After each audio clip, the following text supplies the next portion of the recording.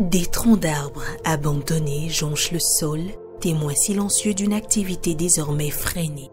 Dans la forêt classée de la Lama au sud du Bénin, le paysage est marqué par ces bois laissés à l'abandon. Si vous vous rapprochez tout de suite des produits qui sont là, ça a commencé par se fendre déjà. Autrefois destinés à l'exportation, ces bois sont aujourd'hui inutilisés, conséquence directe d'un décret gouvernemental promulgué le 3 avril 2024. Ce texte interdit désormais l'exportation du bois brut sur toute l'étendue du territoire national.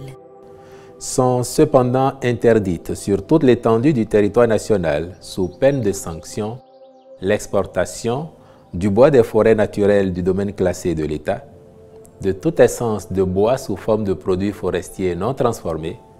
Une mesure qui prend de court les exploitants forestiers contraints de revoir leur modèle économique. L'ONAM vend le bois aux opérateurs économiques qui l'exportent à leur tour.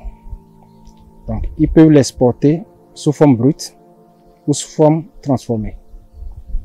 Mais jusqu'au passé récent, ils exportent beaucoup plus sous forme brute. Donc, avant la suspension, nous avons des contrats déjà signés à l'étranger avec nos partenaires sous forme brute. Donc quand le décret est intervenu pour suspendre le brut avec nos partenaires, nous sommes bloqués. Par exemple, maintenant, si je dois faire une vente ici, c'est au-delà déjà de 150 millions. À la date d'aujourd'hui, nous n'avons plus de ressources. On a des crédits en banque, on ne peut pas rembourser. Donc c'est suicidaire pour les entreprises.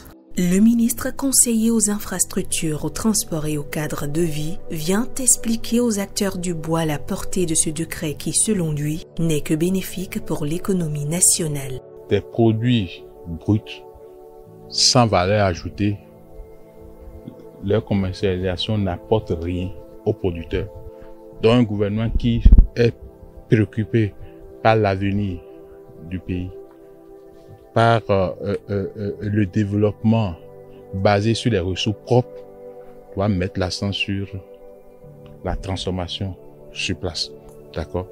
Ce qui se pose comme problème, c'est les dispositions transitoires. Est-ce qu'il y a un petit moratoire pour faire partie tout au moins des stocks existants et qui sont en souffrance et qui se déprécient? Le ministre conseiller quitte ces lieux avec une promesse: soumettre au gouvernement de nouvelles stratégies. Objectif: alléger les difficultés des exploitants tout en garantissant le respect des réglementations en vigueur dans le secteur du bois au Bénin.